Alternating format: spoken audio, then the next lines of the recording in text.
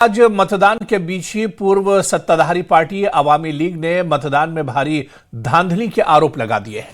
अवामी league का आरोप है कि कई पोलिंग सेंटरों पर मतदान शुरू होने से पहले ही मतपेटियां बैलेट पेपर से भरी जा चुकी हैं। अवामी लीग का आरोप है कि ढाका 6 के वार्ड 43 में एक मतदान केंद्र पर मतदान शुरू होने से पहले ही बूथ कैप्चरिंग हो गई और रातों रात बैलेट पर मोहर लगाकर बॉक्स भर दिए गए।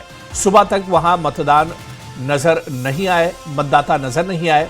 शेख हसीना की पार्टी का आरोप है कि यह लोकतांत्रिक भागीदारी नहीं बल्कि नतीजों को नियंत्रित करने की कोशिश है। प्रशासन की चुप्पी से संदेह और गहराता है। पार्टी ने चेतावनी दी है कि अगर यही तरीका पूरे देश में अपनाया गया तो यह चुनाव नहीं बल्कि लोकतंत्र के लिए खतरे की घंटी होगी।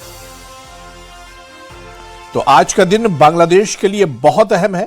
बांग्लादेश में आज चुनाव हो रहे हैं और अगला प्रधानमंत्री कौन होगा बांग्लादेश का, इसको लेकर बांग्लादेश में आज चुनाव हो रहे हैं। 299 सीटों पर मतदान बांग्लादेश में जारी है। बांग्लादेश चुनाव में इस बीच धांधली के भी आरोप लगे हैं, लेकिन बड़ा सवाल यह कि एक बड़े उथल पुथल के बाद बांग्लादेश में आज चुनाव हो रहे हैं, आज वोटिंग हो रही है, मतदान हो रहा है। 299 सीटों के लिए आज वोट डाले जा रहे हैं, लेकिन इस बीच चुनाव में धांधली का आरोप लगाया गया है और तनाव के बीच आज बांग्लादेश में वोट डाले जा रहे हैं। 299 सीटों पर मतदान बांग्लादेश में जारी है। इस बीच बांग्लादेश चुनाव में धांधली के भी आरोप लगाए गए हैं।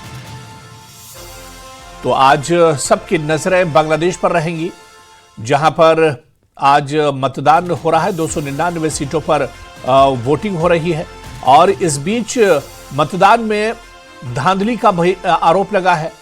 अवामी लीग पार्टी का आरोप है कि कई पोलिंग सेंटरों पर मतदान शुरू होने से पहले ही मतपेटियां बैलेट पेपरों से भर दी गई हैं। अवामी लीग का आरोप है कि ढाका 6 के वार्ड 43 में एक मतदान केंद्र पर मतदान शुरू होने से पहले ही बूथ कैप्चरिंग की गई और रातों रात बैलेट पर मोहर लगाकर बॉक्स भर दिए गए। सुबह तक वहां मतदाता नजर नहीं आए। शेख हसीना ने पार्टी का आरोप है कि यह लोकतांत्रिक भागीदारी नहीं बल्कि नतीजों को नियंत्रित करने की कोशिश है। प्रशासन की चुप्पी से संदेह और गहराता है और पार्टी ने चेतावनी दी है कि अगर यही तरीका पूरे देश में अपनाया गया तो यह चुनाव नहीं बल्कि लोकतंत्र के लिए खतरे की घंटी है।